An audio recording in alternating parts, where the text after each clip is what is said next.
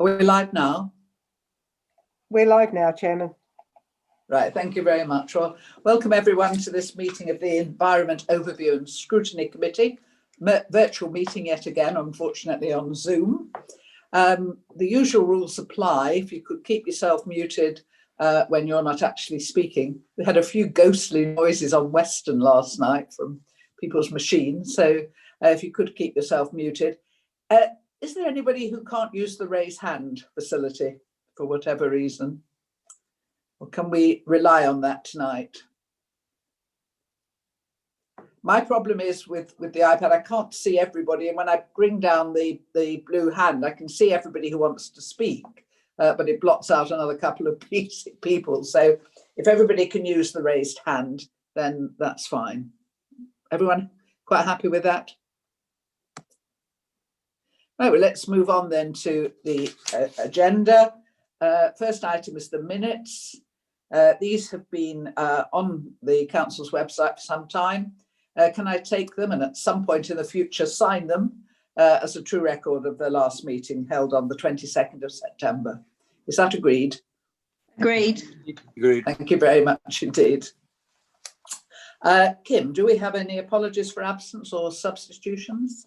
Yes, Chairman, we have apologies from absence from Councillor Brian Edmonds, and Councillor Jerry Hyman is here as a substitute.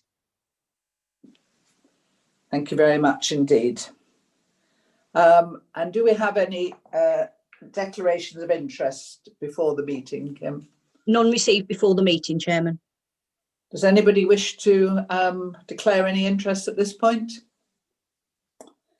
Thank you very much. So we'll move on to item 4, questions by members of the public. Have we got any of those this time? None received, Chairman. Racing through to item 5, questions from members. Have we received any under Procedure Rule 11? We haven't, Chairman. Right, which brings us, and we've got time tonight to look at it, to the Committee Forward Work Programme. And Louise, I think you're going to lead on this, are you? Yeah, thank you, Chairman. Yes, so you'll see that the forward programme is split into the different parts. So you've got the tracker as to what's happened in the past and what actions have been taken there. Then we've got the sort of the items that are coming up tonight that you'll see there. So we've got the and then what's of interest is what's coming next, really. After Christmas and into the spring, we'll hope to bring to you the local enforcement plan. There's some consultation going out at the moment on green verges, so we'll hope to have something on that. And then there's the car parking review at some stage in 2021. Interestingly, I think we've talked about this before, Chairman, about place shaping, and we're still not quite sure how that's going to look. And I think you're probably still trying to find out what it actually means. We will need to discuss that and what the committee wants to do about that.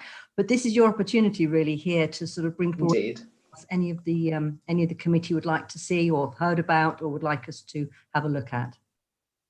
Yes, I do send the odd email out. Does anybody wish to speak on this and put forward a suggestion or a comment on anything that's on the papers here?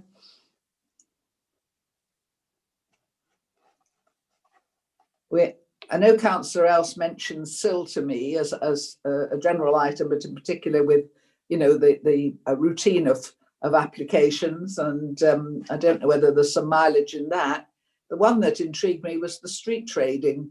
I don't know where that's got to, but certainly, there are issues around street trading that I don't know whether we ought to be taking an interest in as a committee. Has anybody else got anything they would like to contribute to this? Thank you, Chairman. Yes, Sir Jerry here. I'm just thinking that street trading's on. I thought I was doing that next week on something. Is it on value for money? You can't be, can it? The local planning enforcement action plan at the audit committee meeting on Monday evening, there was some talk about that, and I think Zach was telling us that it was hopefully going to be sorted by March.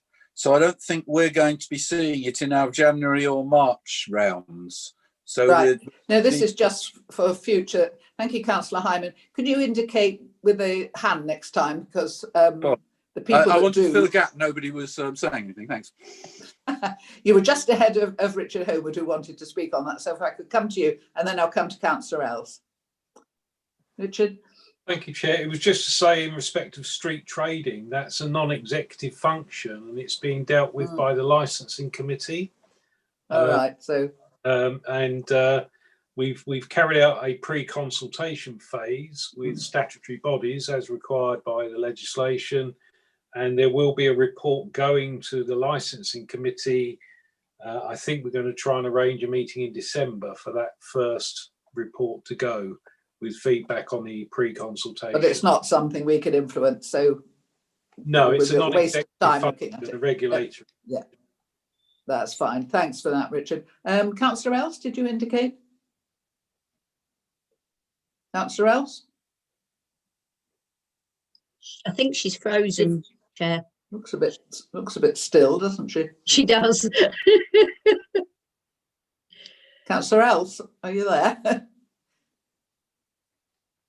She was definitely waving a hand at me. I could see that from where she was. Well, we can always come back if we've got an idea, but nobody's got any other ideas for items they would like to see. The Green Verges one, I'm intrigued by, because it's one that's been sort of loitering. And we obviously had a group that was taking part in the strategy working group, which was good. But I was talking to somebody in the Farnham Biodiversity Action Plan, who was saying that the problem with green verges that are going to be part of biodiversity is it's actually more expensive and time consuming to maintain them without cutting them. And I thought this is an angle I hadn't appreciated at all. So whether or not, well, we'll see as that comes forward. People with more knowledge on that might be able to help us out. As for place shaping, you know what I'm like with buzzwords. I can't stand them.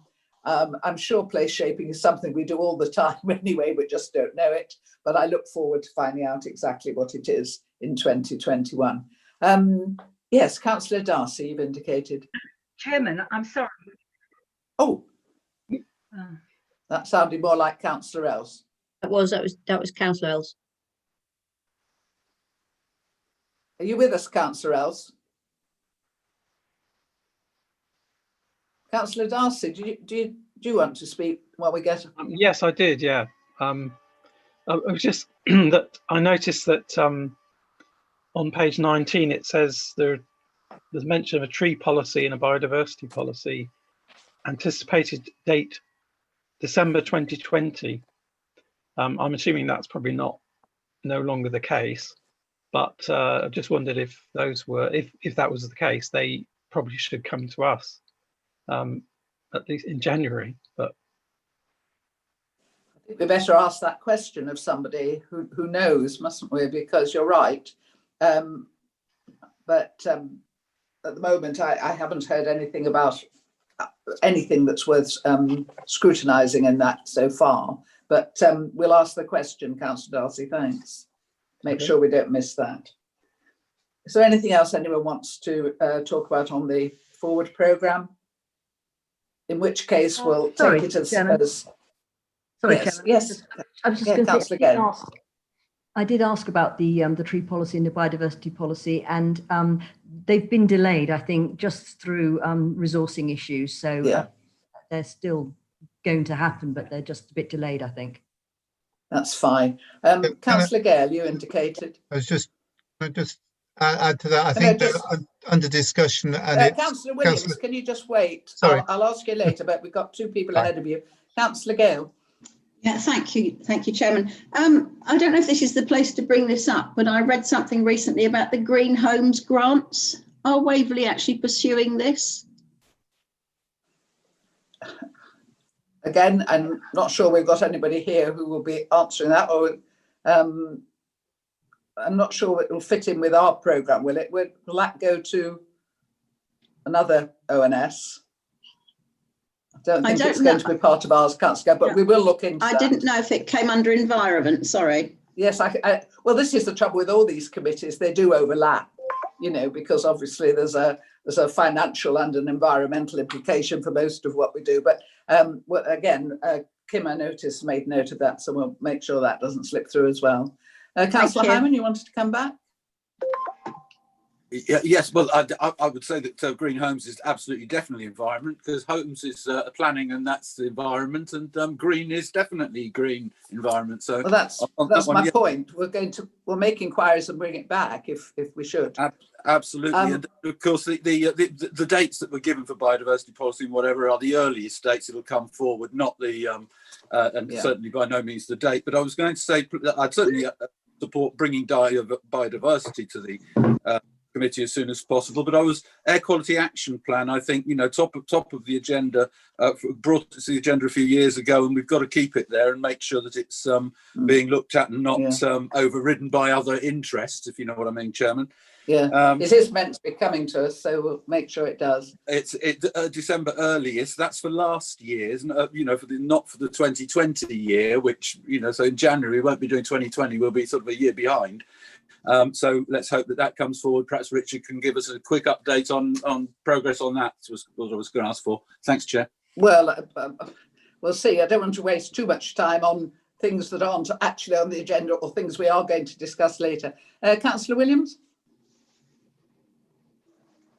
Yeah, just in terms of sort of clarification on the biodiversity trees policy, my understanding is that is currently under development. It won't be on target for December, and Councillor Townsend is leading on that.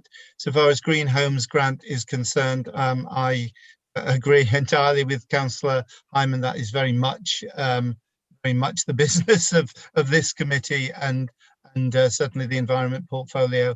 And Waverley, although this is a national scheme, Waverley is very much in the business of looking at ways of promoting that. Thanks very much. Annie, you wish to speak? Annie Wrighton? Good evening, everyone. I must admit I thought Green Homes was going to housing, but if you leave that with me, I will check it and come back to you. Yeah, this is always the trouble, as I say, there's always an overlap. Right, I don't have any more speakers on that, so I'd like to move on unless anybody's got, oh no, it's still Annie. So can we take that then?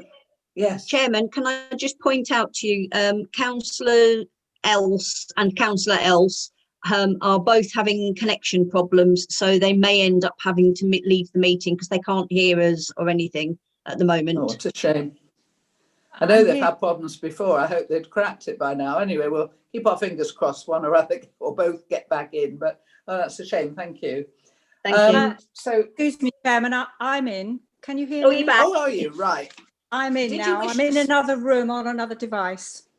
Now, did you wish to speak on the Forward Work programme? On the what programme? Sorry. Our committee programme. I can't hear you. No? The Forward Work programme. Oh, sorry. Yes, okay. I can hear that. Sorry. I'm going to be a nuisance tonight. I can tell. More than usual.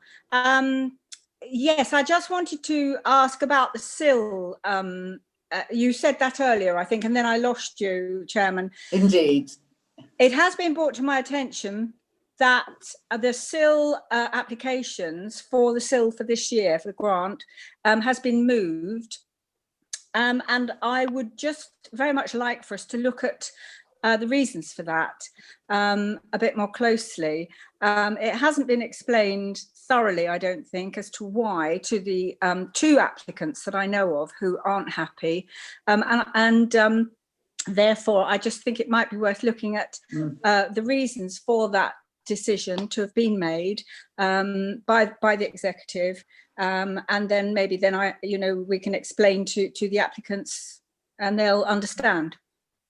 And there's also just the broader way of the administration of SIL, and as we go into the future, so it's probably something we should have a look at. I think Kim has already taken note of that, so we'll have a look at that, Councillor Else, and see what we can do about it. Thank you. In terms of bringing it in. Okay. Thank you. So moving on to item 7, the carbon neutrality action plan. The main item for tonight on the agenda, obviously. I have asked Councillor Williams and an officer, I'm not quite sure which one it's going to be, to present it to us, to introduce the document to us, and then it'll be up to the committee, please, to discuss items, plus those who put their name down to speak on this. So I don't know who's going to kick off. Richard, Fattini, Councillor Williams, who's going? Yeah, I'll kick off. We've got a presentation that we'd like, a brief presentation we'd like to share. So Right. I will share the screen and then I'll pass over to Fattini in a moment. If you just give me a moment. Right. Can everybody see that? Yeah. Yeah. Okay, so apart from wishing belated birthday greetings to the Chair of Environment O&S, I would like to just start by expressing thanks to Fattini and the team, who have worked incredibly hard on this plan to reframing our climate emergency action plan to make it clearer, which clearly was a wish of many members when they saw the initial plan, and wasn't concerned necessarily about the content, certainly about the clarity and style, and also the intent was to make it sharper in terms of the financial impact and in terms of the carbon impact. I think in terms of the plan that colleagues have seen, it is clearer, it is sharper. There is more work. There is more work to be do. Hence the final point on the on this particular slide, that this is an organic, living document. It will be regularly reviewed, will be regularly reshaped as time goes on. We have declared climate emergency, we've set out our stall, and we're keen to take on the challenges which lie ahead. So plan is, we've called it a carbon neutrality action plan, so that it is a plan to do exactly what it says on the tin. And the new format, I mean, reflects, it's in a new format, it reflects the previous plan, and the metrics are more highly developed. And it does actually align remarkably with the public consultation responses that have been received. And again, that documentation is part of the documents for this meeting. And I hope members will find it helpful to be able to look at and refer to that public consultation document as well. Of course, there are big challenges. We've set ourselves an ambitious target on an issue which is clearly an imperative. And the first of those that I would want to highlight is housing. Now, we will be aware from the plan that Waverley Borough Council itself accounts for roughly 1% of the total carbon emissions in Waverley as an organisation. If we add in our housing stock, that rises to just a little over 3%. So housing is actually fairly massive. This plan, however, is focused on the 1%, the organisational emissions, but it also is about laying the foundations for the asset management strategy, set a decarbonisation path for our existing council housing stock. And also it's about developing the leverage for the 97% of emissions which actually are outside the control of Waverley, where Waverley can have a clear leadership role. The governance of a response to an emergency, and this is the first emergency that the council has ever declared. That's a real challenge, and Fatini will say a little bit about that in a moment. Building capacity from a standing start is, of course, enormously difficult. We have had to move from a standing start, do a great deal of work in a very short time with COVID intervening. And of course, finance is a constraint as well. And I hope some of the issues in terms of financial constraints are addressed in this plan. There are constraints on what we can do, but also there are opportunities that open up, not least financial opportunities, opportunities in the form of grants, and opportunities in the form of priorities of other partners with whom we are working, such as Surrey County Council and, of course, national government. So in terms of the format of the plan itself, and I'll just say a little bit about this before I hand over to Fatini. I think you will find it laid out. I would draw your attention particularly to the path to becoming carbon neutral section, which sets our top level objectives and is in 7 parts, which members may want to look at and comment on and consider. And it incorporates in the final section indicative actions which are rather more specific, both in terms of short-term actions, by which we're talking about 2020 to 2023, medium-term actions 24-26, and longer-term actions which we're looking to 2027-2030. Now, I'd emphasize that many actions we need to take in partnership with others, or where we're reliant on other organisations, such as Surrey County Council, for the doing or the funding. But I hope the plan does make things clearer. I did refer to the top level strategic objectives. The 7 key sections of the plan are no surprise and clearly align with the sections of the draft plan, which members will also have seen. I will hand over to Fatini to take us through this particular section and also the governance issues. Thank you very much. Councillor Williams. Thank you, Chair. So there are 7 priorities, as you can see, so a bit more concise than the previous version, so that they're a little bit more focused. And each of the actions within the indicative action plan at the end of the document are categorised according to these.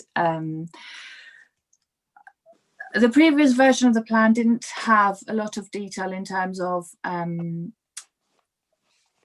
the clarity of what the council's role is in all of this.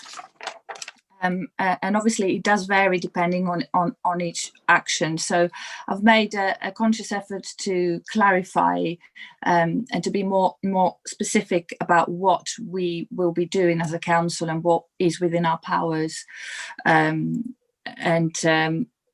the work that we will need to deliver in partnership with others. So the enabling work or the supporting work. I also tried to develop an indicative cost scale levels, if you like. Is quite difficult to map out detailed costs of every single action at this stage. It wouldn't be accurate. Therefore, we will have to work through the actions, and once we've got a more in-depth sort of feasibility done, then we will be able to be more precise on cost. But the scale that I've applied gives an indication of where the higher costs are going to be, and where we could have the easier projects, if you like, the cheaper to achieve. A lot of them will have a return on investment, so that needs to be looked at quite closely. And perhaps prioritised. A similar scale was developed in terms of carbon implications. That was another area that, again, the previous version was not very strong on. It is very challenging to put precise figures on projects that they're not fully developed.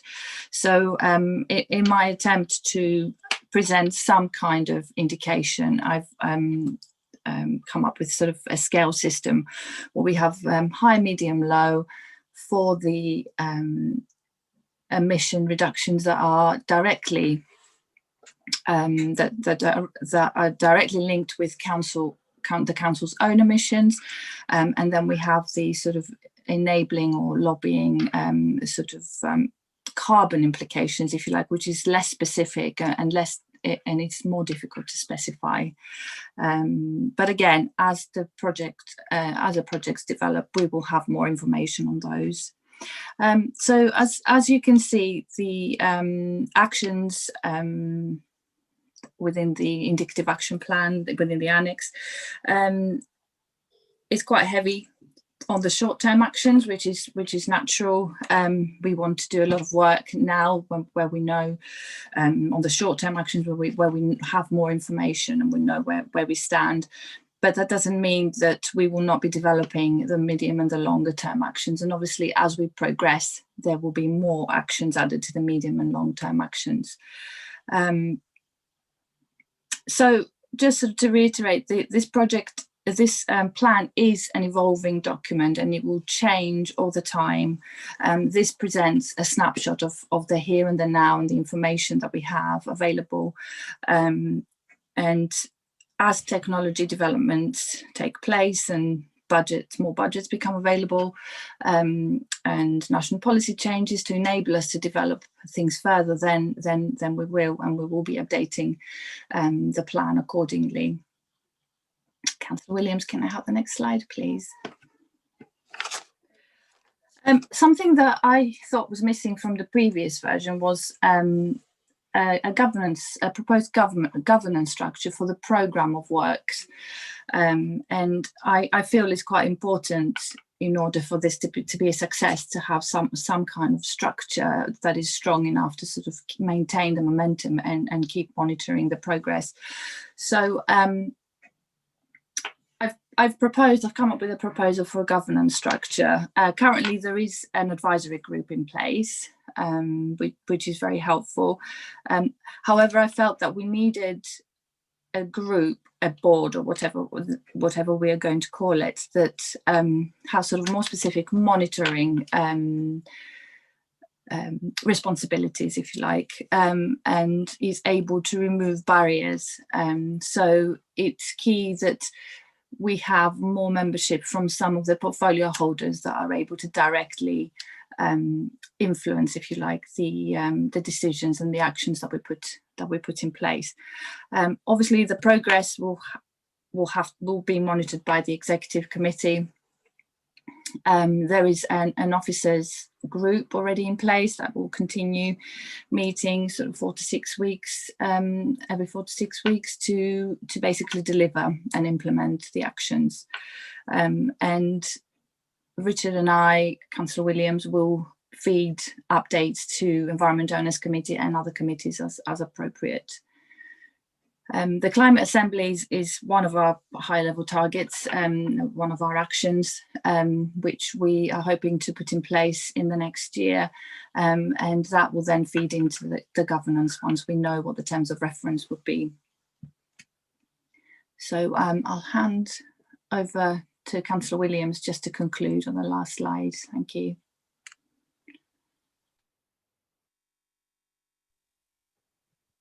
Thanks, Fatini.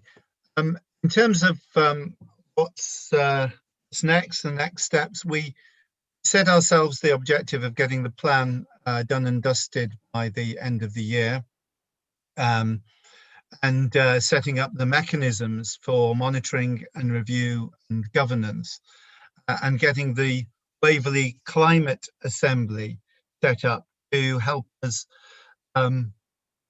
to more effectively to take up that clear leadership role in terms of the wider emissions across Waverley, to enable Waverley to become a carbon neutral borough by 2030. So the timescale, to say this will come to executive on the 1st of December, and of course that's not to say that many of the actions have already been started and are already in train, but clearly as an approved plan that's been through quite a lengthy process, we will have that for the new year. So all I'd say, as it were, in conclusion, is that, well, we're all in this together. It's very important, and ultimately the balance of life on our planet is at stake unless we do something about climate emergency. And I believe this plan is not perfect. It's a very good start on our trajectory to carbon neutrality by 2030. I'm very happy, and Fatini's very happy to answer questions, but very importantly, I think, because we need collective ownership of the plan, I do want to very much hear the views, challenges, constructive criticism and the comments of this committee. I know have studied the plan very carefully in terms of having seen it before this meeting. So I look forward to the comments and I look forward to the debate and discussion. So thank you. Thank you very much indeed. If we could go back, that's lovely. Thank you. I did ask at the beginning whether there was anybody who couldn't do the raised hand. Is it still Councillor Else, or can you do the raised hand function? Are you still with us? I am. No, I can't do the raise hand function on this iPad. So I'll do the thumbs up if you like. I can do that. Well, if anybody else sees so, will you do a raised hand and then hand over to Councillor Else, and then we won't miss her. It's very difficult, as I say, when you can't see. I have two people who put their names down to speak, and I'll take those two first, if I may. Councillor Seaborn was the first one, so if you would like to go first, I'll take you. Yeah, thank you. Unless you want to speak. You're quite happy to go first? I don't mind. Yep. Yeah, I've got fine. Yeah, harder stuff to say, and I'm not going to say it all because you'll be here all night. So I'll focus. We're grateful. I'm asked to speak this evening in my capacity as chair of Housing O&S. So I'll focus on a couple of the housing aspects of the plan. I have got lots of other comments, and I might mention one or two if time allows. But let me start by welcoming this understandably overdue plan and thanking the officers for the amount of work that's gone into it. Having committed to an ambitious carbon reduction target, the council needs to get after it in a systematic and structured way, and that can't happen without a good plan. So if I go to the points I want to make about housing, I've got a little concern in the way that emissions associated with council housing are represented in the executive summary on page 5 of the plan. The statement is made that emissions do not take into account emissions from energy and heat consumption within the home. This doesn't accord with my understanding, which is that the emissions levels for our council houses are backed out of their SAP energy rating. And if I can give you the government's explanation of SAP, SAP works by assessing how much energy a dwelling will consume when delivering a defined level of comfort and service provision. The assessment is based on standardised assumptions for occupancy and behaviour, and this enables like-for-like comparison of dwelling performance. So related factors such as fuel costs and emissions of carbon dioxide can be determined from the assessment. So I would assert that the statement in paragraph 4 is just wrong. If there's no use of energy in a council home, there'll be no emissions. Well, clearly we've got emissions, so that's coming from the energy. So the emissions value stated is actually based on an average fuel usage. I suspect this is just something that can be cleared up with better wording, but the way it reads at the moment I find ambiguous and in need of change. So I'd put that in front of you as something to consider. And then moving on from the definition, in the same paragraph, it's stated that council housing emissions were 11,983 tonnes of CO2 in 2015. At the September Housing O&S meeting, I asked the housing operations team to present emissions data going back to 2016. And the graph that we were given showed 14,700 tonnes of CO2 for 2016, only falling to the number quoted in the carbon neutrality programme by March. It fell to that number in March 2017. I don't know which is correct, and I do understand that there may have been some issues with the recording of housing SAT values, but I would assert that this actually needs to be investigated carefully so that we leave the starting grid with the correct number in place. So those are the 2 points I'd like to raise about housing. If I may just go on quickly to a more general point, and that's prioritisation within the plan. The way the plan's presented, there's not actually any prioritisation within each focus area.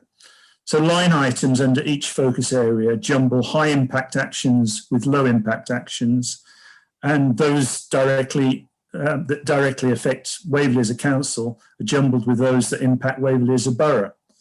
The consultation results reported that 89% of respondents thought that Waverley, the council, should prioritise reducing its own emissions.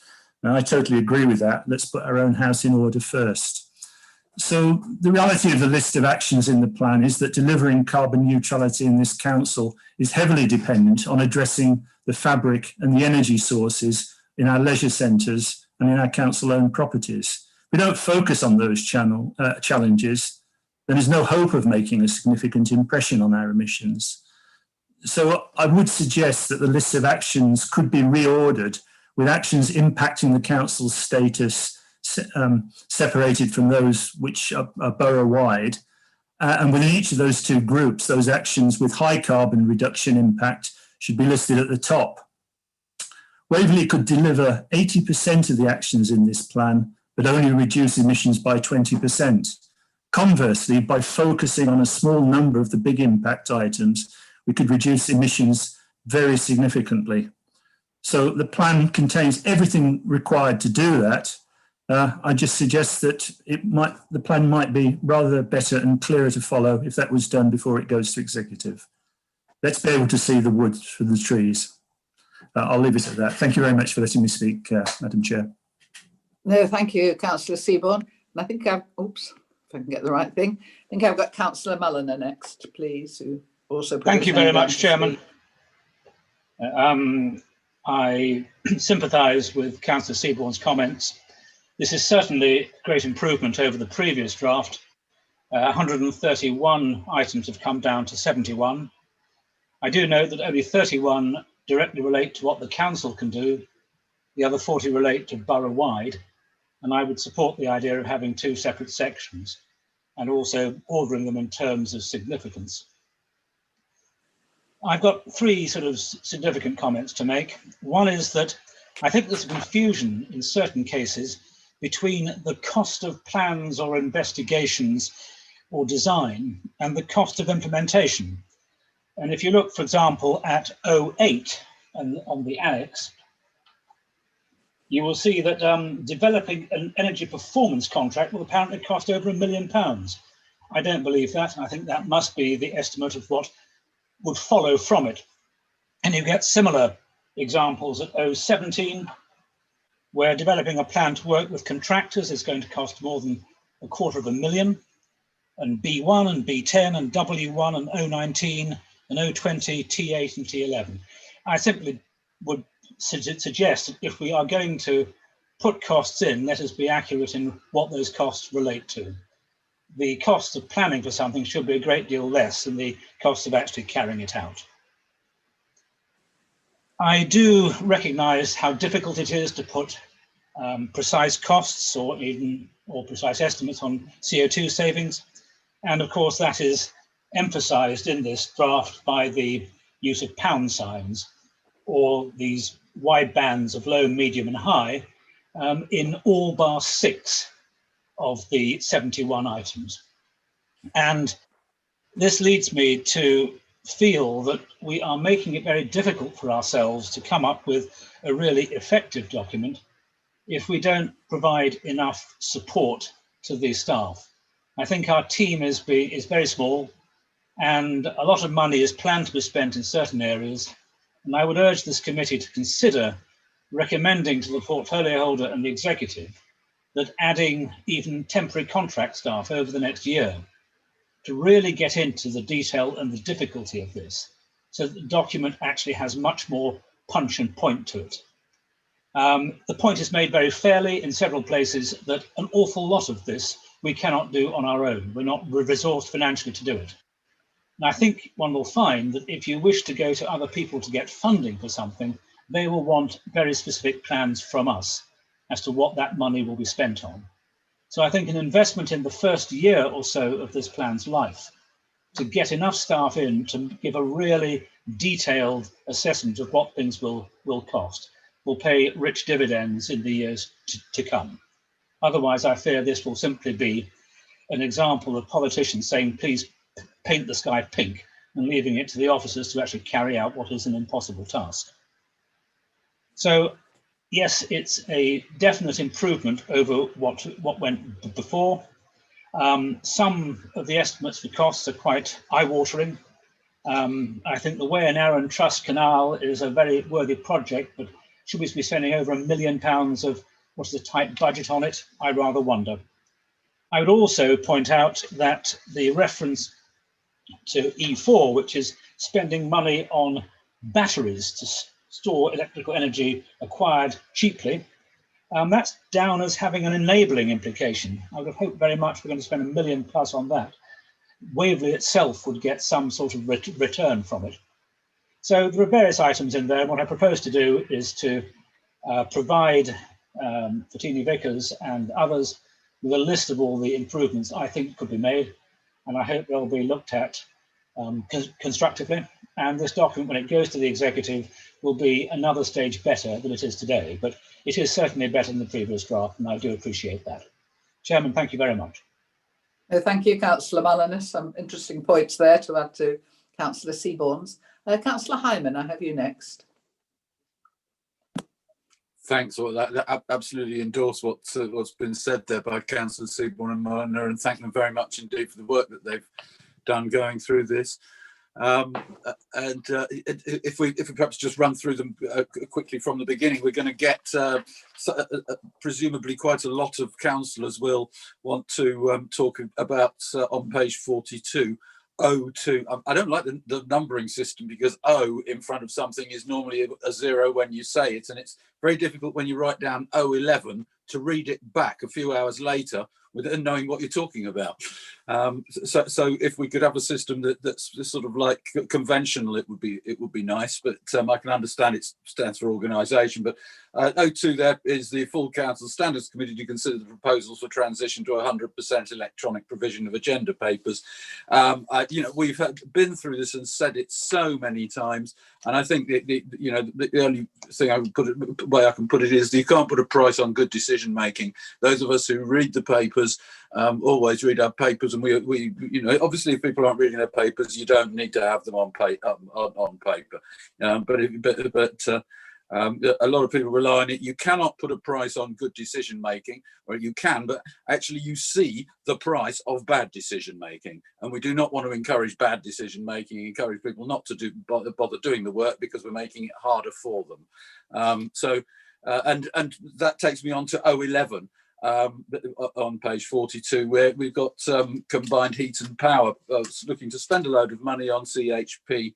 Now, the leisure centre, it's only, what, 4 years since we agreed to allow Crest Nicholson to remove combined heat and power from the Brightwell scheme, which would have been linked to the leisure centre. And of course, the two would have benefited because the daytime use at the leisure centre and the nighttime use in the housing at the at Brightwells would offset themselves, because you want to have a steady flow. You don't want large peaks and troughs in the demand that you've got, which is a problem with CHP systems. So, you know, I mean, we want a better decision making, and that means having paper, and we need to stop making mistakes in our decision making. We've got page 44 B1, the issue of boilers in council houses. It says develop plans for alternatives, and again, that's a £250,000 thing, a job to develop the plans for the alternatives. But it says it's based on something that's already in it, or a pilot scheme that's already there. So it seems self-contradictory. If we can go through these and see if they seem to make sense, because they don't as they stand. We may have an officer who can explain that. Perhaps it should be better explained to Housing O&S. I don't know. It'll be up to the chairman. Slightly confused by W3, develop a plan for becoming a zero waste borough. That sounds like a contradiction in terms to most residents, I would think. I don't know, you know, where we're headed with having things like that. On page 45, we've got support the Way and Arun Canal. This is at L6. Support the Way and Arun Canal Trust in the renovation and upgrade of the canal path. I always used to get very annoyed when I was a resident looking at council papers and things that were plans that were being put forward, when they chucked in everything that had been done for years and everything everybody else was doing, and stuck it into a plan. I see Carol feels exactly the same way, and says, yeah, we're doing that. Oh, we put together a plan now. And you know, I mean, it's a pretense, isn't it, if we're doing that? Now, I'm not saying this is a pretense, but I am saying we need to be very careful what we put in, because, you know, if I ask someone now to justify in what way we are going to support them where we haven't been doing so before in order to do this, and you know, and it's going to cost a heap of money, supposedly millions, for us to support them. Whoa, I mean, you know, hang on a minute. I thought this was being done by a trust already. So, Chairman, you see where I'm going. I want to just point out L5, work with Surrey to replace and renew the roadside verge. Is that with new and replacement plans, or would it be plants and removal of stumps? And refining the grass cutting regime to promoting rewilding, again, seems a contradiction in terms. So I don't know, you know, on the face of it, there's some great stuff in there. It's really come a long way. We're really getting there. The Chairman, you know, if someone would just read it through, a bit more refinement. Thanks. Thank you, Councillor Hyman. I don't have any other speakers at the moment, so if I could just put in my two penneth, unless somebody's indicating I can't see. Councillor Else is waving. Councillor Darcy first, because he hasn't spoken, and then I'll come back to Councillor Mulliner. Councillor Darcy? Yeah, hi. I just wanted to mention co-benefits, because in this sort of document, it has a lot about cost and the carbon implication. Obviously, that's understandable. But there are other co-benefits that you get from some of these actions, which I think it's worth highlighting, because sometimes the emphasis is on it's going to cost X amount, but there's very little about what it'll deliver, or there's not enough about what it'll deliver aside from a carbon reduction. So, for example, there are health benefits to improving air quality, and that sort of thing. And there's a whole list of different co-benefits you get, sort of benefits to nature, to biodiversity, and so on. So I think if we had a little bit of that in there, it would give a bit more of a positivity to some of the points which have apparently very high costs and not necessarily delivering a huge benefit. But I think that's partly because we're ignoring other benefits apart from the carbon side. Thank you.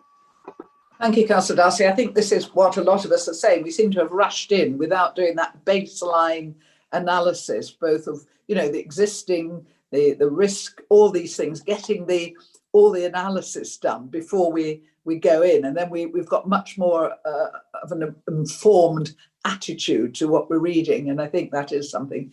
Kim, you're indicating, is that on behalf of Councillor Else? It is indeed, Chairman. Right, Councillor Else?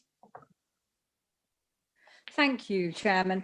I just wanted to take us back to away from all the numbers and the counting element of it all, back to the public consultation. Can I do that now? Are you happy with me to? Yes, by all means. Yes. Kim will put it all into a coherent order. Don't worry. So I'm interested to know how this was conducted. On reading the account of it, it was just put online. Did we think that was sufficient? Obviously we did, but I'm wondering why we did, because obviously we can only, there doesn't seem to have been any I can't say that, methodology to the target audience. I think it's a little bit, if I might say so, disingenuous in its description of this public consultation. Is 0.76% of a population considered to be a good response? I mean, it may well be, you know, you may well know better than I, but that is what it amounted to, a 0.76%. And yet somewhere else in the report, it does say that the consultation feedback reassures that climate change and its impact is important to the majority of our residents. Now, it may well be, but I do feel it's a little bit disingenuous to deliver that as a fait accompli as a result of the public consultation. So that does worry me a little bit. And I think that was, were there any negative responses? We've only heard about positive responses, and it does rather indicate that 78% of participants, when you read it quickly, that amounts to about 720 people out of 123,000 residents. It just worries me a little bit that it's delivered as it is. It is what it is, but it should be described as what it is and not beefed up, as it were, to make it look more indicative than it is. Thank you, Chairman. Thank you, Councillor Else. I think, again, we're adding to what we're saying about the preparation. I mean, normally after a survey of any kind, you would have a grid with all the responses, good and bad, and you would also have an action possibility because of it or whatever. So this one was done in a very different way from any. Well, it was done before anybody had had a chance to look at it. So it was very much, as you say, an online consultation for anyone who happened to see it, but it was not then, well, I haven't found it on the website, sort of laid out with all the responses as you would do to a planning one, for example, with all the pluses and minuses. So I think we have to ask some questions about the full extent of the responses to make sure that we're not going down a path that, as you say, is slightly misleading. Councillor Mulliner, you've been very patient. You want to come back?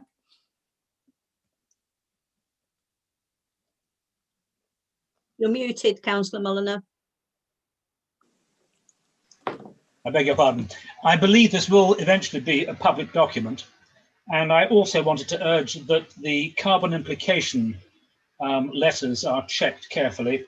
To give an example, O15 on page 43, the Godalming Leisure Centre is installing combined heat and power to save 150 tonnes.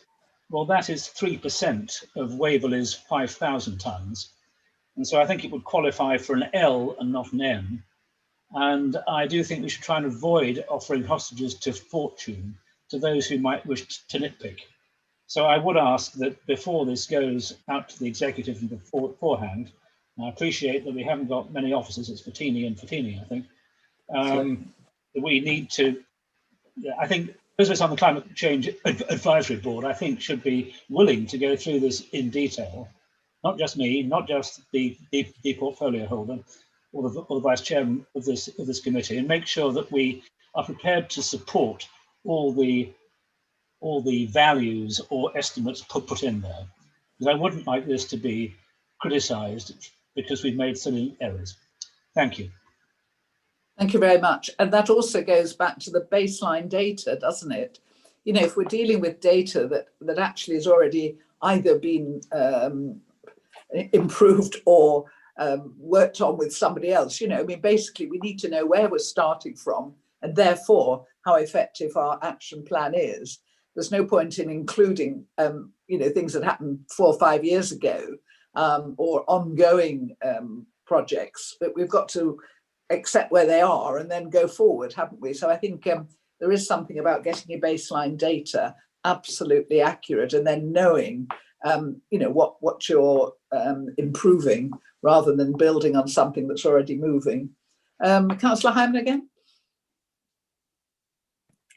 Thank you, Chairman. I didn't realise that we weren't going to get lots of speakers on this item, and it is the substantive item on the agenda. So, and I had thought that we'd probably take the consultation issues separately to talking about the plan itself. So, I just want to say one more thing, which has been mentioned by a previous speaker in respect of the plan itself, and that's in relation to the purchasing of batteries. I don't know whether you know, we had some huge batteries in the Redgrave Theatre, which we used as a backup system in case the electricity supply went down in the middle of a theatre production. And of course, we've thrown those away not that long ago.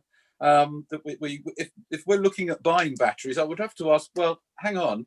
If we've got a scheme in place in this country where you can buy and sell electricity from and to the national grid, buy it cheap at night and sell it back to them at a higher price during the day, and it is worth us doing it and spending heaps of money on batteries and looking after them and stopping people nicking them and all the rest of it. Why on earth isn't the national grid doing it when all they have to do is pump water up into the top of a mountain and let it back down through a turbine later in the day or whatever? And why are we raiding the, you know, all the nickel and lithium and the rest of it in the world that we'll need for cars to spend on batteries? It doesn't sound like a sustainable plan to me. I mean, all right, perhaps the subsidies on panels on roofs is not a sustainable plan either, and we have to encourage things. But I really think that we need to get some expertise looking at these things and perhaps the sustainability of it. Things that sound like a brilliant idea aren't always that brilliant when someone turns around and realizes the national grid's losing mega billions on it. So if I can just put that in, and so that finishes those issues. But my concern with all consultations is that you can often read the results in a number of different ways according to how the questions were asked. And if I look at question 4 at the bottom of page 49, Chairman, you'll see that the largest bar there says, I don't believe climate change is an issue. Whereas at the top of the page, question 1, how important is climate change to you? Very important, 77%. No figure for how many thought it wasn't.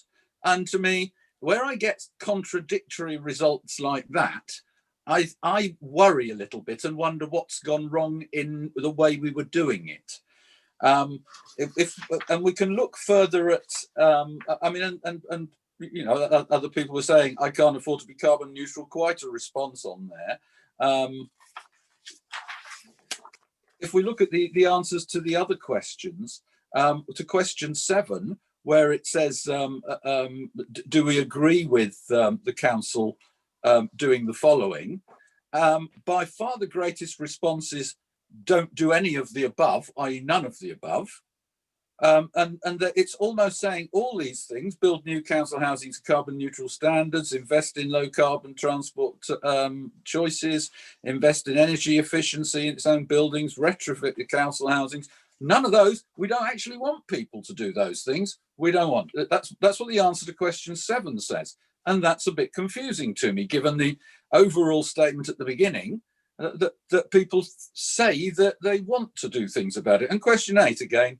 None of the above when we're talking about actions more cycle paths, plant more trees, all the vehicle charging points, more recycling. No, we don't want to do any of those. So I don't understand the results, Chairman. They don't make sense to me, and it may be the way I've read it, and maybe I'm taking it too simply. Maybe it's the way they're presented, but it doesn't make sense. Thank you, Chairman. No, thank you. And I go back to the presentation of results, which, if it's done in a grid form with everything there, it's very, very obvious what the implications of the answers are. But if it's just, as you say, a bald percentage, you haven't got that clarity. Councillor Seaborn? Very much for letting me come back. There were a couple of governance issues that I would have liked to have brought up. I was rather hoping someone else would do it for me, but since it hasn't happened, if I can chip these in. In previous either versions of the plan or in strategy documents, it's been mentioned that there should be an annual report documenting progress, but I don't see anywhere in this plan that there's a commitment made to systematically measure our organisational emissions. And it doesn't demonstrate that we've actually got the systems in place to even do this. So I think it should be stated somewhere that a commitment is going to be made to produce an annual report. And if we can't do that, then it should be an urgent objective to come up with the wherewithal so that we can. So I'd put that forward as something that's worthwhile. And then the other thing is how are we going to address new technology? It's disappointing that the word hydrogen doesn't appear anywhere in the whole plan. The plan makes it clear perfectly rightly that there are a lot of embryonic technologies that could contribute in the future. And it's absolutely right that the main focus of the plan is about what we can deliver now based on current and imminent technology. But hydrogen is going to play a role in the UK's energy supply in future years. And the government's going to be announcing a hydrogen strategy shortly. France and Germany have each announced a hydrogen strategy in the last 6 months, and they've each backed it up with a commitment to spend €7 billion. So if the UK gets close to doing that, opportunities are going to open up during the plan period. So what I'm suggesting here is not that we go off on a hydrogen chase, but I think it would be good somewhere in the governance structure to charge one of the bodies with monitoring developments so that we don't end up in the world of catch-up, but we've got our finger on the pulse and that we are able to adapt and react if something new jumps out at us. Thank you. Thanks very much. No, thank you. Good point. Kim, are you indicator for Councillor Else again? Councillor Else? Thank you very much, Chairman. On that point, I see we have an annual report. Is that considered to be enough? If this is an ever-changing thing, I mean, somewhere else it does say quarterly, and I think in Fatini's presentation it said quarterly reports, but then again in this document it says an annual report to O&S committees. Is that really felt to be enough in a document or a plan that is organic and ever-changing? And just another question I have, please, Chairman, is on page 36, it's a high-level target to reduce car journeys for commute by Waverley staff by 60% by 2025. Interested to know how that might be achieved. I would like an answer to that, actually, because if it's achievable, I'm interested to know how. Just one other thing. It does mention SIL funding. And I'd just like to know whether this would affect the SIL applications from our residents and organisations. How will we actually apply for the SIL? What will it be built in before it comes, or will the thing be applied for in the same way that SIL's applied for by other people? Thank you, Chairman. No, thank you. And I think that's why I thought SIL in a broader way should perhaps come into our committee at some point. I think Councillor Mulliner may have an answer for you on something. Councillor Mulliner? I was just reorganising my papers, not putting my hand up. Oh, right. Okay. Well, you have done as you have. as you were doing that. As I say, as I haven't anybody else just at the moment, I'll take you in a minute, Councillor Hyman. You know, a lot obviously of the points have already been raised, but I keep coming back to points that have been made by other people, which is getting some real clarity into what we can achieve as a borough, what we can achieve by sort of lobbying, and ultimately, you know, some total reality, I suppose, is what I'm saying. And I still feel that some of this data is not proper base data. I went to a seminar on climate change, and they were talking about the need for getting this accurate base data at the beginning so that you could see whether what you were doing was really making the difference.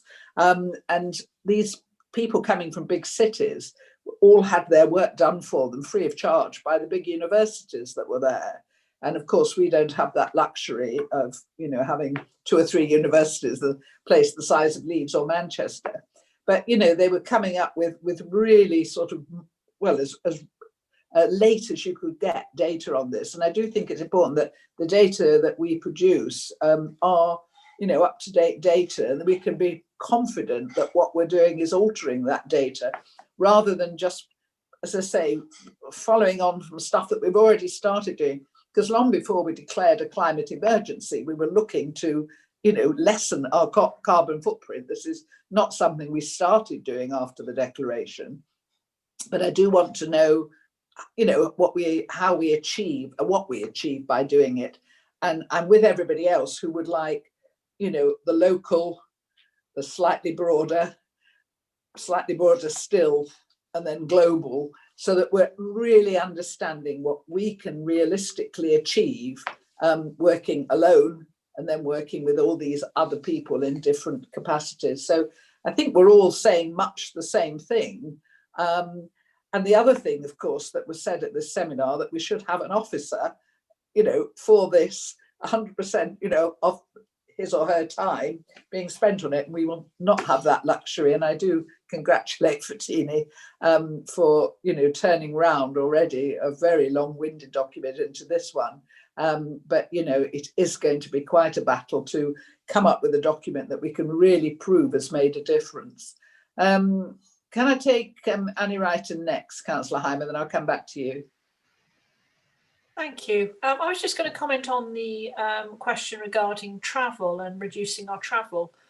Waverley at the moment, we have an active travel review going on about how we travel and why we travel. Obviously, the last 6 months have not been typical, but what we need to do is pick out from what we have learned and what are the good bits of meeting via Zoom and what are the bad bits, so that we can reduce our travel. We're also looking at our fleet, what we need and what we don't need. We're looking at pool cars in a much more scientific way than we have in the past. We're looking at travel and mileage allowances and a travel hierarchy. Do you need to travel? If so, is it better? Can you go by public transport? What's the best mode and what's the cheapest mode, and what's the least carbon mode that we can use, so that we can start making recommendations to our teams as to how they go around their daily jobs. So I think we've got quite a robust way forward for that. And I don't think, because it's an internal issue, it's probably not something that would normally come across the scrutiny bow. So I just thought it was worth mentioning. Thank you. No, thank you for that clarification. And it is important. Public transport's always one of these things that makes me smile a little bit, because a previous chief executive of this council once told me that you could put a bus through the village of Churt every 3 minutes and still everyone will get in their car. And I think she had a point, and I think it still exists, I'm afraid, in certain areas. I'll take, if I may, Councillor Darcy next, and then come back to the people who have spoken more than once already. Thank you, Chairman. I wanted to make 3 points. So the first was about something you said regarding the universities providing information. The Surrey Climate Forum has been operating for about a year, I think, and as part of their work, Surrey University were commissioned to do a lot of research into carbon emissions across Surrey. So it's probably worthwhile speaking to them. They might be prepared to share this information I've seen copies of what they've done, and they've certainly got quite a lot of information. Whether it goes into the level of detail that we'd require, I'm not sure, but it's definitely worth talking to them. If I'm happy to speak to Fatini if she wants to get a contact with who to talk to. So that's one thing. The second thing was regarding what Jerry was saying. Sorry, Councillor Hyman. Sorry, I think he misunderstood the way those questions in the consultation were being displayed, because it says lowest weighting, most important. I think that means it was ranked, so that the lower the number, the higher the significance, which is why it appeared that not thinking climate change was an issue had a high score, meaning that people didn't think it was important. They put it 5th out of 5 or whatever. I think that's where the confusion comes, but I'm sure someone else can clarify that. And then the third point was the 2 O2s in that list of things. I'm sure you've noticed that, but hey, thought I'd say it. But no, well spotted. And I think it just shows you that you have to have a structure for displaying results of a consultation. I mean, we've always done it for years. You know, it's not a difficult thing to do. And they have to go in warts and all. You know, you can't skew a consultation because you don't like one of the responses. It has to go in warts and all, and then you have your evidence for your conclusions. I'll take Councillor Reid, if I may, because she hasn't spoken yet. Thank you, Chair. Thank you to the officers, and we all recognise there are not many, but they've done a sterling job, and to the portfolio holder, Steve Williams. This is an enormous change for this council, for us all. And the idea is that we are trying to set an example as Waverley Borough Council to all our residents, because this is a huge change. And there's a section on change on page 39, embedding change. And it is a difficult thing for everyone to cope with. I think by listening to what everyone said so far, change is already happening. Officer Wrighton has indicated that is happening.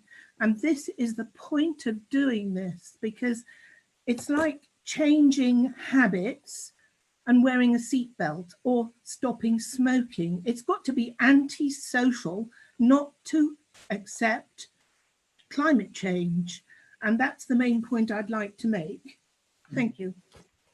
No, thank you. I mean, a point well made. I think what we're trying to say is what you're saying, but we just would like it clearer actually in the layout of the document, so that it's very clear what Waverley is doing for itself, by itself, you know, and that should be then, we should then encourage the local people to follow our example, by example, you know, rather than go into something more, a broader one at this point. I think that's what we're trying to say.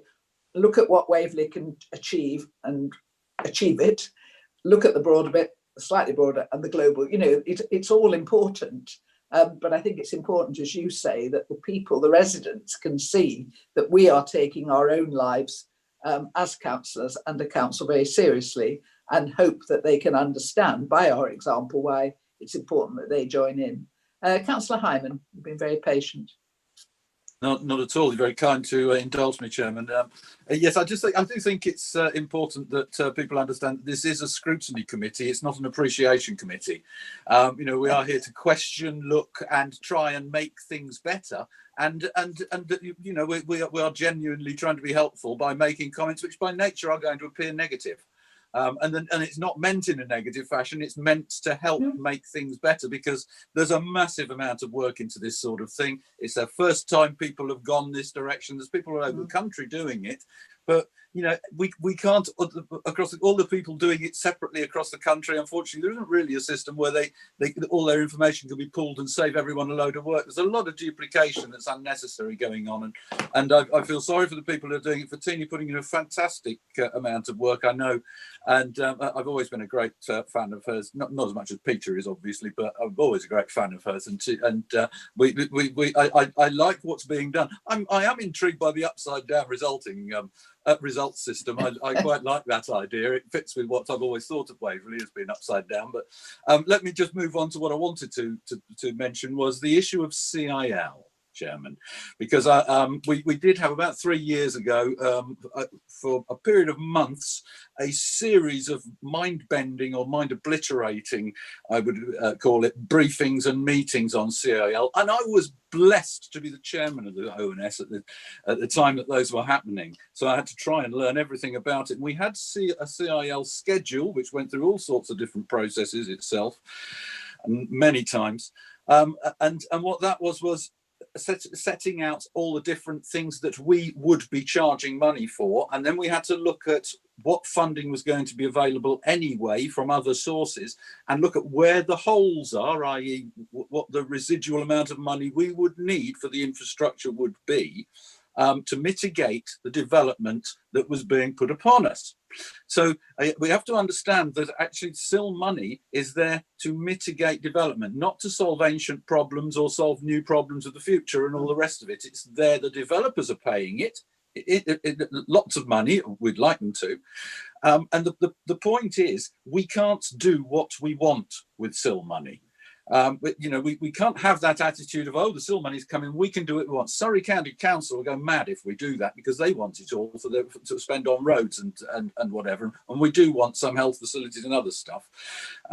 Developers will challenge us or you know, through the government system or whatever, and the government will step in because they're very friendly with the large major developers if we are preventing delivery by not spending the money, you know, by overcharging developers and spending it on things, our own pet projects, rather than the things that it's meant to be being spent on. So, you know, please, I think we need to be very careful when we talk about how we're going to use SIL money to do this and ensure it is actually down there in the schedule and has been put down as for this sort of use that it's being put to. I'm not saying that it isn't. I haven't had the opportunity really to look at it in detail and see, but we have to be careful, Chairman. And that's all I want to say. I think there's a lot of work gone into this. I think it's moved forwards beyond my wildest dreams, actually, in simplification and the rest of it.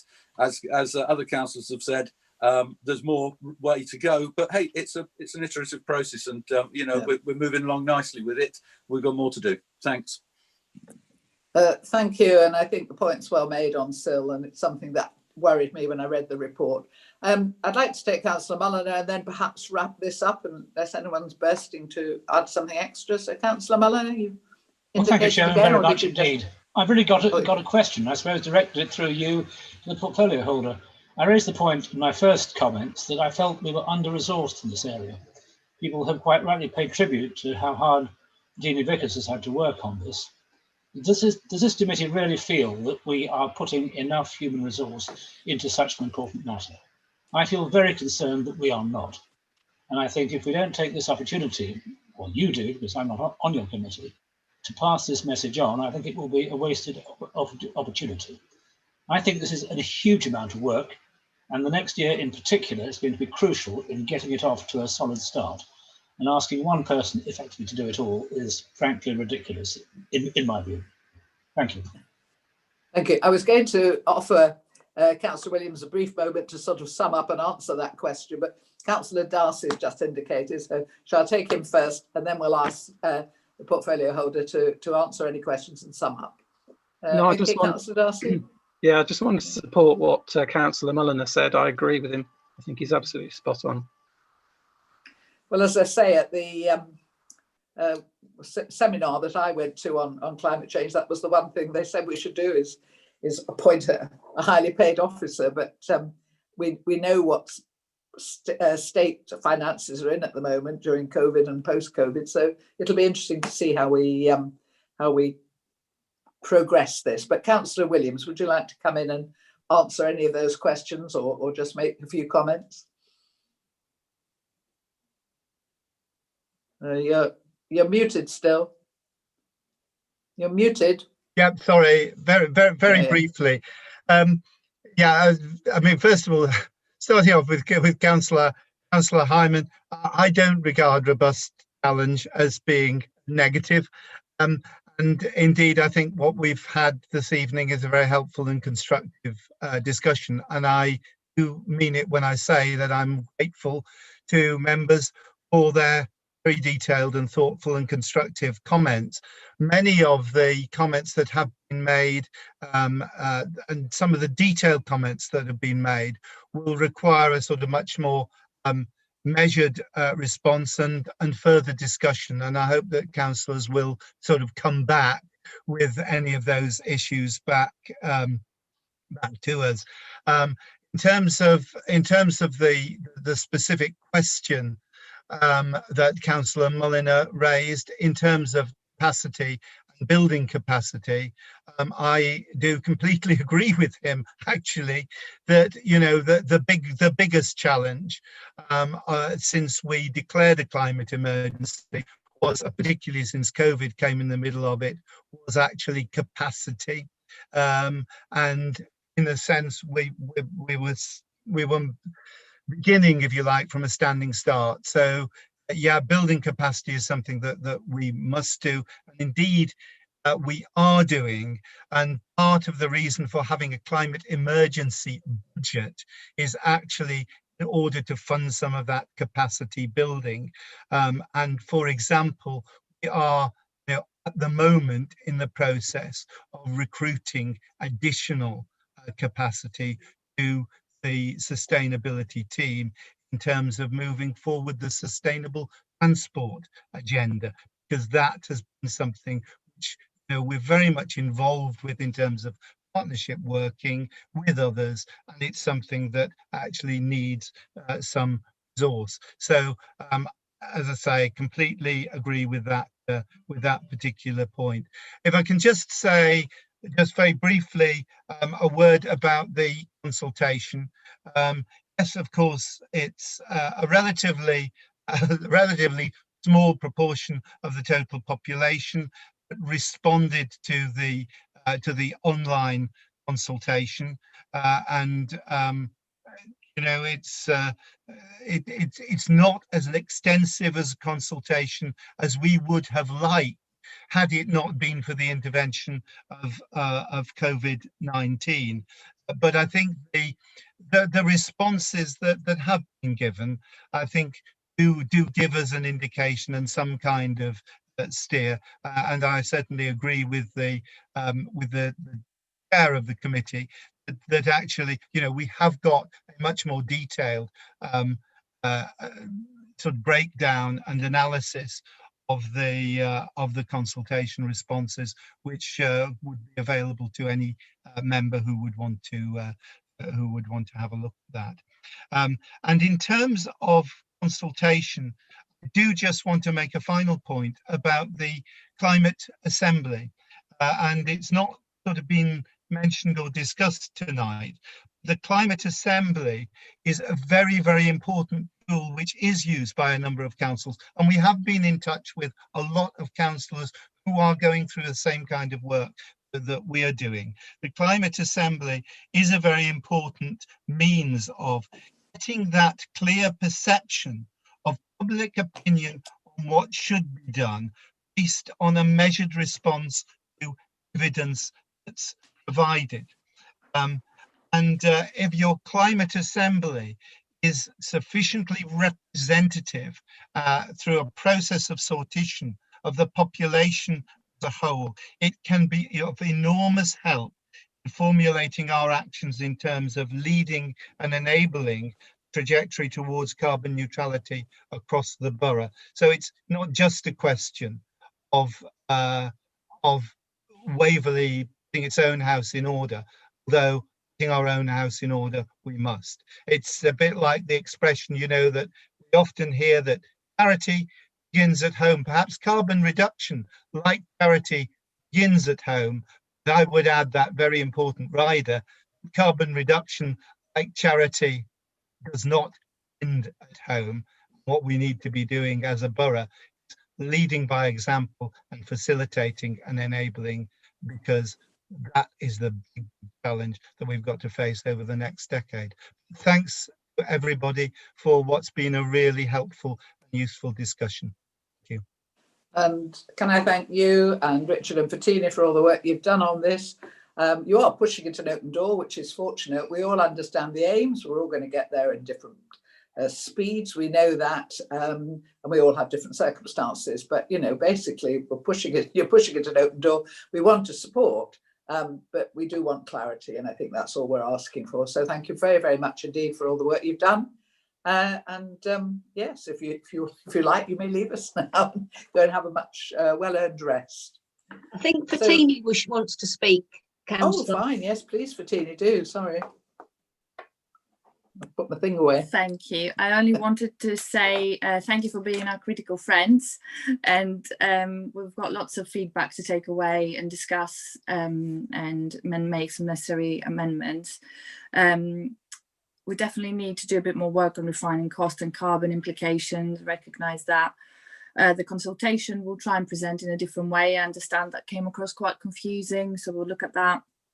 Clarity on baseline and data, again, we've done as much as we could at this stage. We did look at consultancy help, and interestingly enough, Leeds University was one of the organisations we approached. They wanted to charge us £10,000 to work on our baseline data. So we need to do a little bit more digging into how we can get external help. We do recognise we need some consultancy help. We need some specialists to help us with more accurate figures, to help us with technologies such as hydrogen that was mentioned earlier on, you know, what we could do in the future and how we can plan. I really like the idea of the co-benefits in terms of the action plan, and I have come across that somewhere else, and I liked it.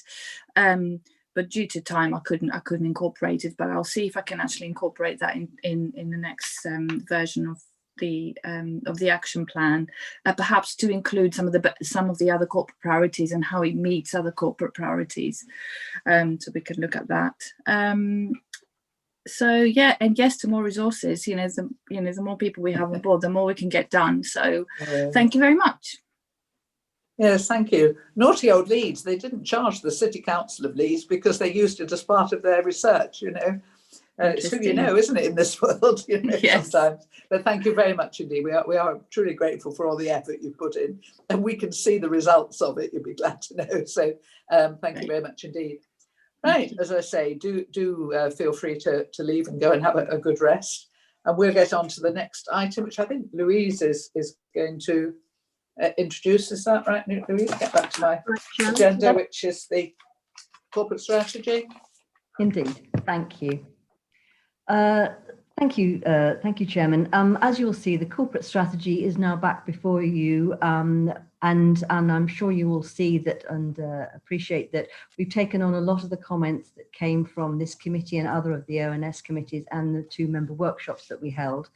And so you'll see that there is an introduction, a joint introduction by the leader and deputy leader, which gives a context within which we're revising the corporate strategy with the challenges ahead of us that we talked about this evening. We then, as you see, we've still got the vision, and we've brought out the 6 priorities for the life of the plan. And then, as was wanted by many of the members speaking last time at this committee, a lot more structure is now in the strategy. So each of the 6 priorities under that, we've got the actions that we will be doing during the life of the plan. And in order to make this as smart as possible, underneath this strategy will be an action plan where we will put in more detail exactly how we're going to make those sort of actions happen. And you will, as a committee, be seeing the progress on the action plan through the performance report on a quarterly basis. So I'm very happy to take comments of, presumably, if possible, directly related to the environment area, but I'm very happy to take comments. Thank you. No, thank you, Louise. I mean, obviously, we've had a fair chance, but I'm sure somebody's got something else to say. I mean, mine are just small bits again. I hate that long list of all the people we're going to not exclude. You know, I just feel we just support everybody, full stop. And I always think we miss somebody out. I mentioned vegan cheese eaters, and Councillor Darcy corrected me because he said vegans don't eat cheese, but I said no, it's vegan cheese hyphenated eaters. You know, so you know, you get to the point where you do sort of think, well, you know, if you don't sort of put everybody in, there's going to be somebody we've missed, and I do just think that it's unnecessary. But that's a personal whinge from me. Does anybody want to add anything more substantive, or do we just note this as an improvement on what we first saw? Nobody wish to comment on it at all? Councillor Hyman. Councillor Hyman?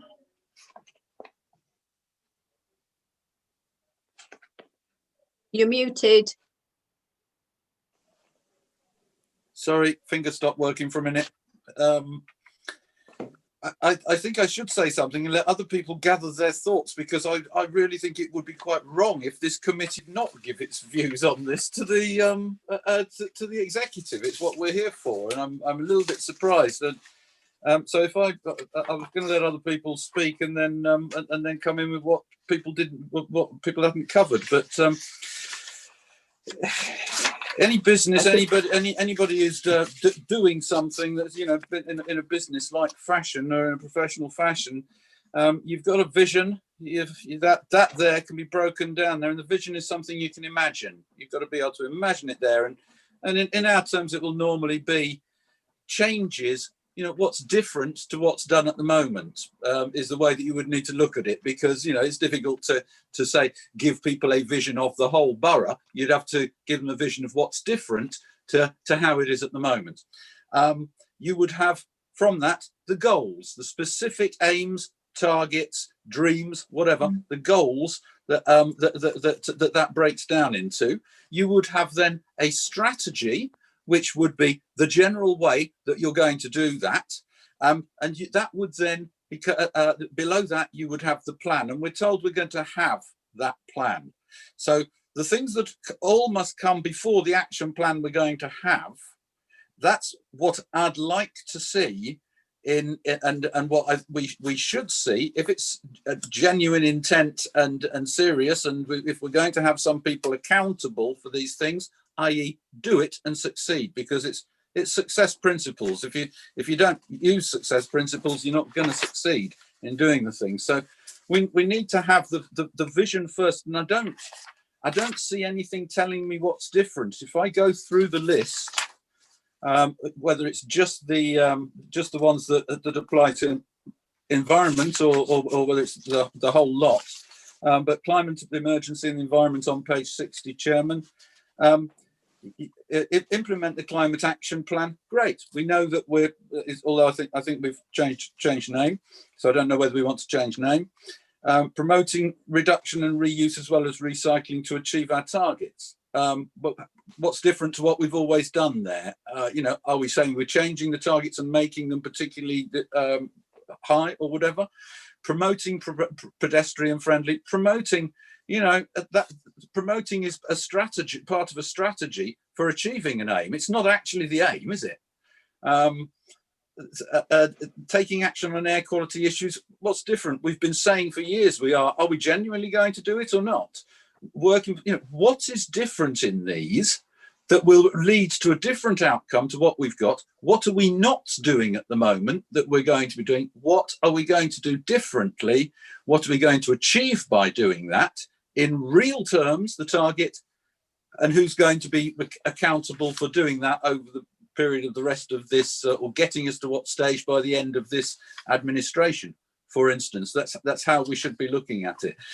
I don't see it. You know what my beef is, Chairman. I mean, you know, very, very simple. We've got government guidance on biodiversity. The highest law says that we must now assess the robustness of mitigation measures through an appropriate assessment. If I can't get a simple thing like that done, what hope is there of anything else that's less important on our agenda?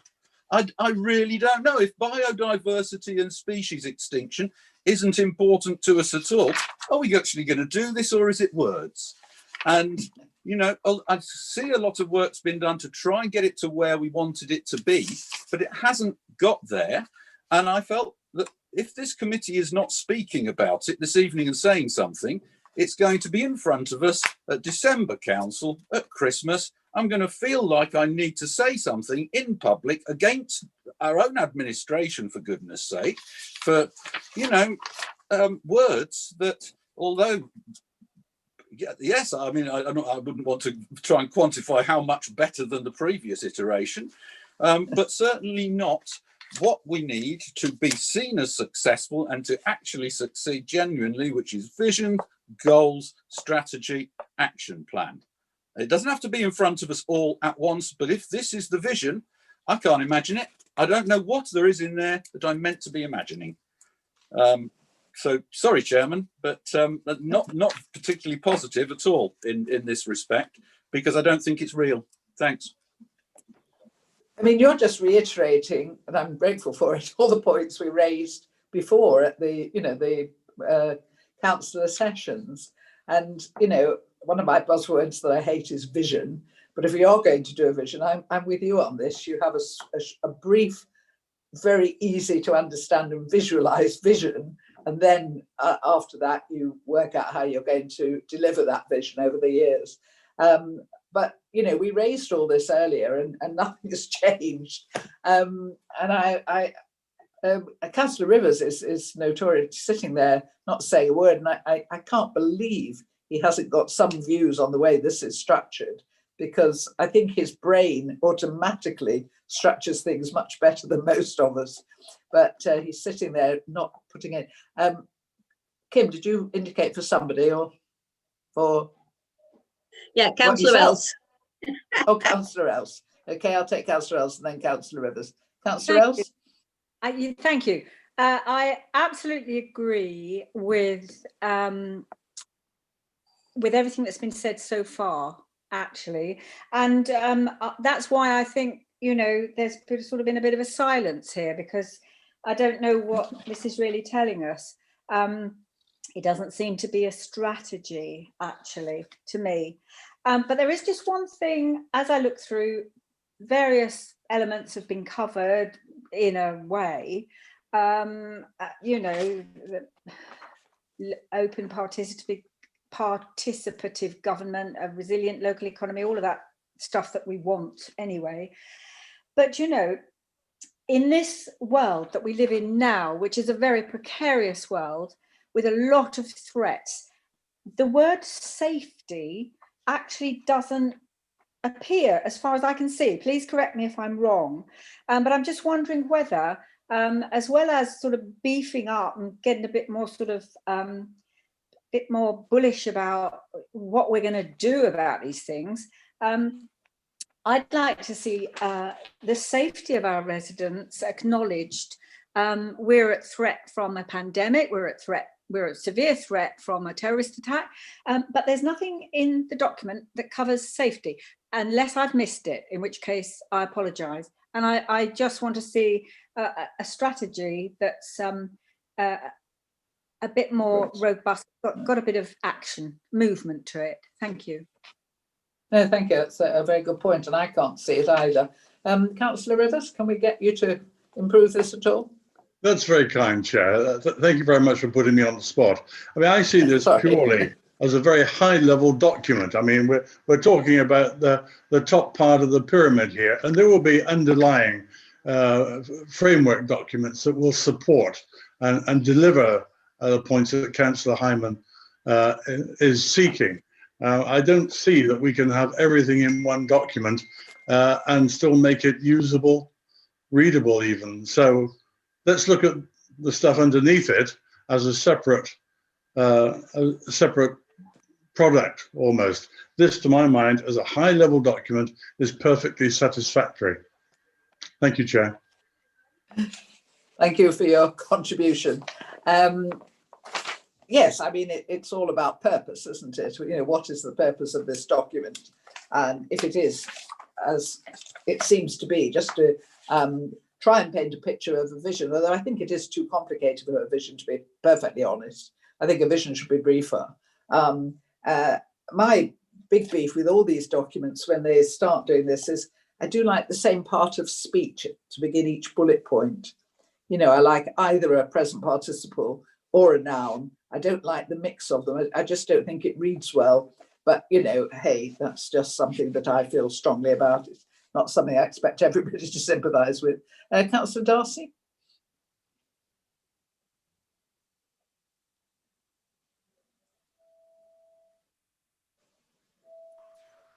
Struggling to find the unmute button there. Yeah. When I replied to this, I mean, I understand what Councillor Hyman is saying, but I think, like quite a few of us, we've already made our views known, and they've largely been ignored. So it's kind of, you think, well, why waste any more energy? I don't agree with the vision being a vision. I think a vision is a one sentence, and what they've got there is an elaboration of a vision. So it's like, our vision is to blah blah blah paradise by, and then or through, and then the points that they make. So I actually sent my version of what a vision might be. I won't embarrass myself by reading it because it was only a vague first attempt. But I think a vision should be a one sentence. Yeah. And then the series of bullet points would be an elaboration of that vision. But the rest of the document, actually, I'm happy with. It seems quite fine that where it goes into more detail, that's all good stuff. It's really just, I don't like that being called a vision when it isn't a vision. But hey. No, and one other point. Oh, yeah, do. In this sort of introduction bit, the corporate strategy introduction by the leader and deputy leader, can I just say, I don't think saying that the council's done an amazing job, I don't like that, because I always think it's for other people to say if you've done an amazing job. It's not for you to say.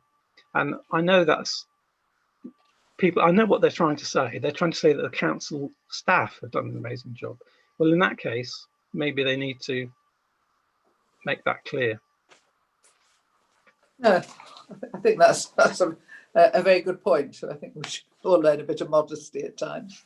But going back to vision, we were told very clearly by the planning consultant when we were doing our neighbourhood plan that we should have a brief vision, just as you say, which you can then expand, but you actually have a sentence.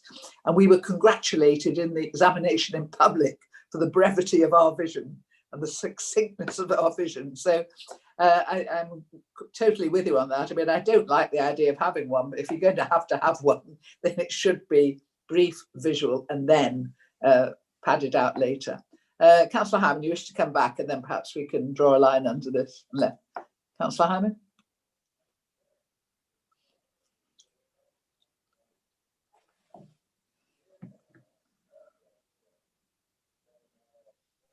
Jerry, you're on mute. My finger must be broken. We got a list here of priorities under each of the headings, and then it says we'll achieve this by, which is generally a strategy. So I think if we call this strategic priorities, we can support it in a way. I think if we simply say, please call this strategic priorities, because it's a damn sight closer to what it is, and let's fit the rest of the things around it to make it a success strategy, then that would be brilliant. I think to call it a vision would make it difficult for us to feel like we're being genuine when we support it at Christmas Council. And I don't want to have an unhappy Christmas Council. I think it would be very nice if we could just call it strategic priorities and perhaps change a few of the heading words so that they fit in with that. I'd like to know what other members think of that, or perhaps prioritic strategy, or I don't know, whatever. If I suggest it, they definitely won't do it. They'll do the bloody opposite. Excuse my French. I shouldn't have said that. I do apologise to everybody. Thank you, Chairman. Well, that certainly shocked Kim. Right, I think we will draw a line under this then. We've made some comments for the executive. It'll be interesting to see whether they pay attention to any of them. I have a feeling that, you know, you may have to have a bit of a critical comment or debate at Christmas, but we'll try and keep it as pleasant as possible. There was a thing on the radio earlier today about bringing Christmas forward. We're all so fed up with 2020 that we should start Christmas at the beginning of December, you know, have all the music and the lights and just forget what we're all going through. But I think, you know, some of us will still have to keep focused. So I think we've made enough comments. Other O&S committees actually said that because they'd already made comments, they really had nothing else to add to this. So I don't think we've shortchanged the executive in any way. So unless anyone has one final point, I'd like to bring that item to an end. Don't let me stop anyone speaking if they want to. And that brings us then to the final item, which is exclusion of press and public. But as we have nothing in exempt to do at all, then I can declare the meeting over. And thank you all very, very much indeed, portfolio holder, officers, and of course all the members, and Kim and everybody else. Fiona was she around helping with it with these screens. It's so difficult to see, but thanks to all the officers who kept us on the straight and narrow through this meeting and for their input into this. So thank you very much and good night.